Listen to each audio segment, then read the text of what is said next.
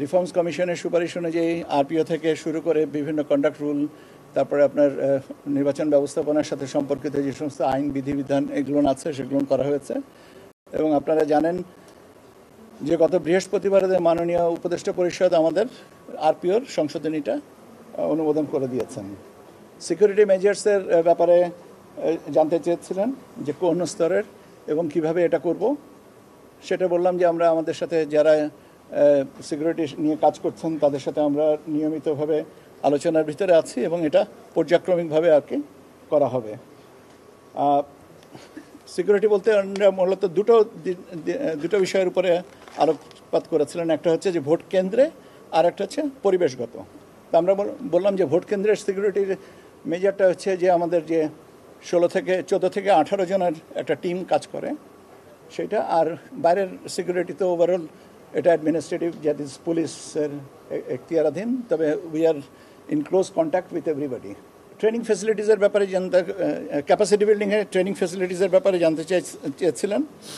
আর আরেকটা জিনিস হচ্ছে যে প্রযুক্তির ব্যবহার, অপপ্রয়োগ, দ্যাট ইজ আর্টিফিশিয়াল ইন্টেলিজেন্সের অপপ্রয়োগ, মিস ইনফরমেশন, ডিসইনফরমেশন, এইগুলোর ব্যাপারেও আমাদের সাথে আলোচনা হয়েছে। সম্ভাব্য সহযোগিতার ক্ষেত্রে যদি পরবর্তীতে আলোচনা করা হবে, ওনাদের যদি সুযোগ থাকে আমাদেরকে, আমরা এটা 1-to-1 আলোচনা করবো। এটা সচিবালয় লেভেলে আমার সাথে আলোচনা পরে করবেন, আজকের এই আলোচনাটা এটা স্পেসিফিক করা হয়নি। নির্বাচনী প্রতীক ব্যবহারের বিষয়ে বিএনপির থেকে একটা প্রতিনিধি দল এসে ওনারা একটা চিঠি দিয়ে গেছেন। চিঠিটা পরবর্তীতে কমিশন যেভাবে সিদ্ধান্ত নেবে এটা আর এটা ব্যাপারে কমিশন সিদ্ধান্ত নেবেন। এটার ব্যাপারে আমার এইটুকুই বক্তব্য। প্রাথমিকভাবে খসড়াটা হয়েছে, তারপরে এটা আমরা প্রকাশ করেছিলাম, কিছু সংশোধনের প্রস্তাব এসেছিল, সেটাও করা হয়েছে।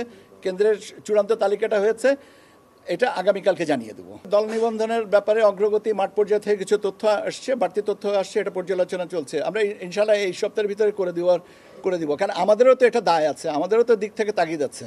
প্রতীকের ব্যাপারটাও আমরা পরবর্তীতে আমরা যেভাবে আগাচ্ছি পরিকল্পনা অনুযায়ী তো সব কিছু যে 100% করা সম্ভব নয়, এটা আপনারাও জানেন, আমরাও জানি।